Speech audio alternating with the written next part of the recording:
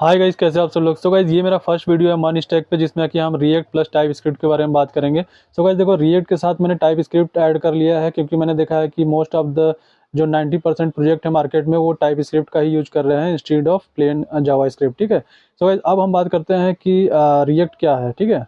तो रिएक्ट जो है गाइस, एक जावा स्क्रिप्ट की लाइब्रेरी है, जिसको कि मेटा प्लेटफॉर्म ने डेवलप किया था, यानी कि फेसबुक ने। ठीक है। और इसका यूज़ हम लोग फास्ट और इंटरेक्टिव यूआई डेवलप करने के लिए करते हैं, है ना। मोस्टली जो है कि सिंगल पेज एप्लीकेशन। और गाइज देखो, उसमें एक बंदा काम करता था फेसबुक में, जिसका नाम था जॉर्डन वॉक। ठीक है। उसी ने जो है कि इस लाइब्रेरी को डेवलप किया है, और इस 2013 में इसको जो है कि इंट्रोड्यूस किया गया, मतलब ओपन सोर्स कर दिया गया है ना। उससे पहले ये जो लाइब्रेरी है, वो इंटरनल ऑर्गेनाइजेशन में ही यूज होता था। ठीक है।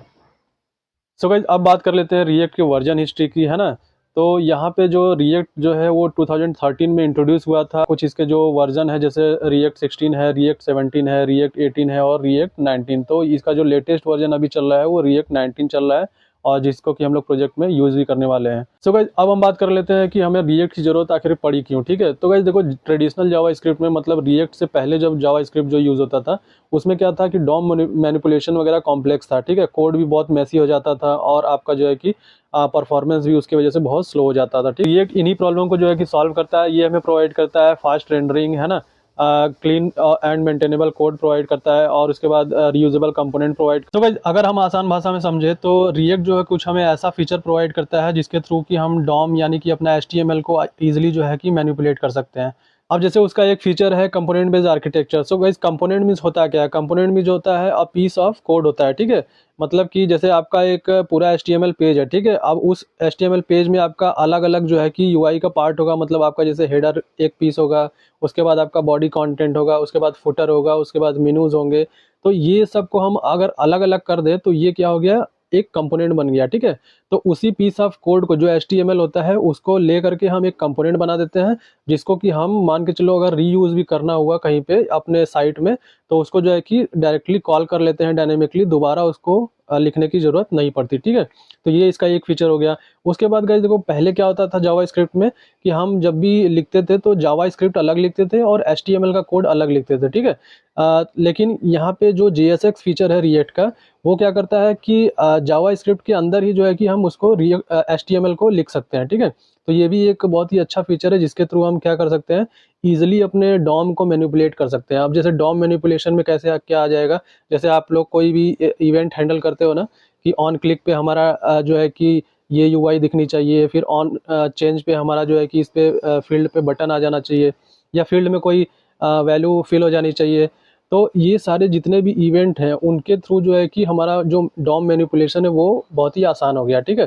तो आई होप कि देखो आप समझ गए होंगे। यहाँ पे मैं आपको एक चीज़ और बता देता हूँ कि पहले हम लोग जो है कि रिएक्ट में क्लास बेस्ड कंपोनेंट पे काम करते थे, लेकिन फिर बाद में इन्होंने जो है कि फंक्शनल बेस्ड कंपोनेंट भी इंट्रोड्यूस कर दिया। तो अब मोस्टली हम लोग जो है कि फंक्शनल बेस्ड कंपोनेंट पे ही काम करते हैं। ठीक है। उसके बाद देखो गाइस, पढ़ने के लिए हमारे पास बहुत सारा कुछ है ना, जैसे कि टाइप्स ऑफ कंपोनेंट है, टाइप्स ऑफ हुक है, उसके बाद आपका लाइफ साइकिल मेथड है, उसके बाद वर्चुअल डॉम है, JSX है। तो एक भी गाइस वीडियो आप स्किप मत करना, क्योंकि वन बाय वन हम ये सारा चीज कवर करने वाले हैं। सो गाइस, अब बात कर लेते हैं रिएक्ट के एक बहुत ही इंपॉर्टेंट फीचर के बारे में, जिसका नाम है वर्चुअल डॉम। ठीक है। सो गाइस देखो, वर्चुअल डॉम जो होता है वो रियल डॉम का जो होता है वो कॉपी होता है। ठीक है। डॉम का मतलब गाइस, जो आप HTML वगैरह टैग लिखते हो ना, उसी को हम लोग डॉम बोलते हैं बेसिकली। ठीक है। अब देखो, रिएक्ट जो है वो डायरेक्ट जो है रियल डॉम को चेंज नहीं करता है, मॉडिफाई नहीं करता है। ठीक है। वो जो है रियल डॉम का एक कॉपी बना लेता है, जिसको कि हम वर्चुअल डॉम बोलते हैं। अब रिएक्ट क्या करता है, जब भी हम कोई चेंजेस करते हैं, ठीक है, तो वो जो है रियल डॉम और वर्चुअल डॉम से कंपैरिजन करता है, और उसमें जो चेंजेस है, जैसे मान के चलो कि आपने पूरे डॉम में आपने सिर्फ एक लाइन का चेंज किया। ठीक है। तो वो सिर्फ एक लाइन को ही जो है कि अपडेट करता है, वो भी वर्चुअल डॉम में, और उसके बाद क्या करता है, उसी वर्चुअल डॉम को रियल डॉम से सिंक कर देता है। वो उसका इंटरनल प्रोसेस होता है। ठीक है। तो इसी को हम लोग क्या बोलते हैं, वर्चुअल डॉम बोलते हैं।